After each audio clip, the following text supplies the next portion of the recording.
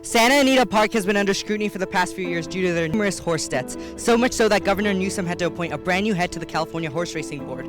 We investigated to see why these deaths were occurring and if they were due to mistreatment. On May 15th, 2022, a 4-year-old colt died at Santa Anita Park. This caused outrage because that was the third horse death that week. We had scheduled an interview with the racetrack, but then they asked us which topics we'd be covering, and we mentioned horse deaths, and they immediately canceled. Here is former Santa Anita Park jockey Adrian Valenzuela to give his take. Any mishaps are being dealt with, immediately, and recently the racing there has been very good and very healthy for the horses. But this has been a continued trend at the racetrack. In 2019, 37 horses died, and that same year sparked an LA County District Attorney investigation. I talked to fellow senior and horse trainer Elena Longo about the treatment of horses. There is abuse that goes into it. I think it's the industry as a whole, and there are some other trainers, so like abuse or neglect, mistreat their horses, and that just goes to show that they only care about the money in the sport. There should be more rules and regulations in the horse racing industry, because I feel like a lot of it's kind of ignored, and so that's why a lot of these trainers, they get away with drugging their horses. During the height of the horse deaths, renowned UC Davis equine health expert Dr. Greg Ferrero was picked by Governor Newsom to serve as the chairman of the California Horse Racing Board. We talked to Dr. Ferrero about what implementations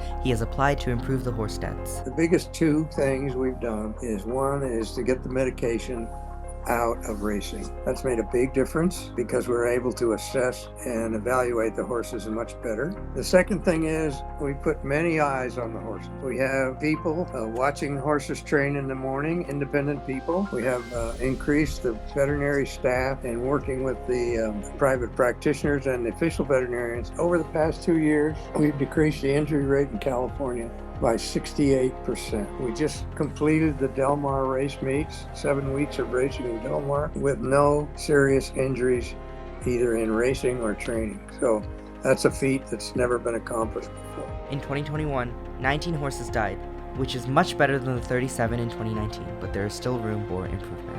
Thank you, Dr. Ferrero, Mr. Valenzuela, and everyone else who helped with this story. Back to Heidi and Jacob in the studio.